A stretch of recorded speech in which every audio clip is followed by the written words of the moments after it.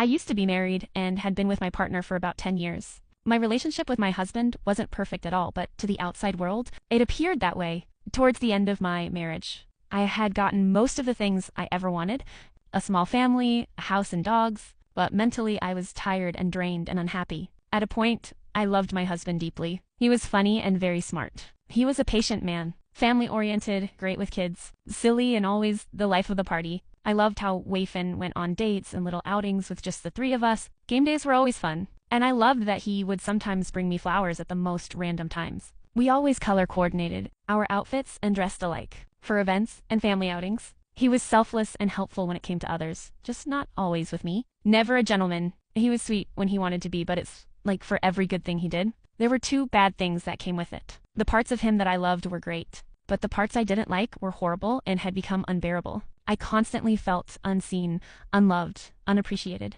and just overall not taken care of. My husband provided, but only where he saw fit. He was a stingy man. Up until the day I left, still paid half, arguably maybe even more, of the bills when he made drastically way more than me. I constantly put my family first, but was often left behind.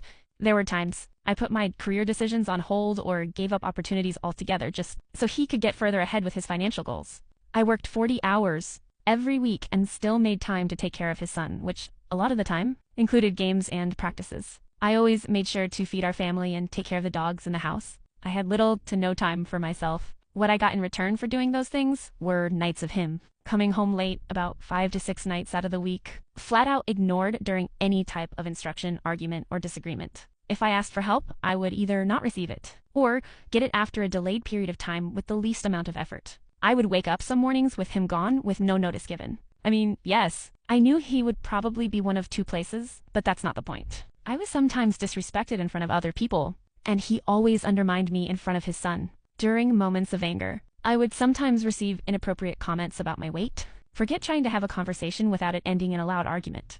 Towards the end, I had gone from crying about once every other week to 3 to 4 times a week. Our sex life was non-existent by that point, but had never been great. It was always short, and I was often left unsatisfied, and made to think that it was because I wasn't doing enough in the bedroom when I couldn't get pregnant after years of trying. I was sometimes treated insensitively about it with inappropriate comments. Comment for part 2.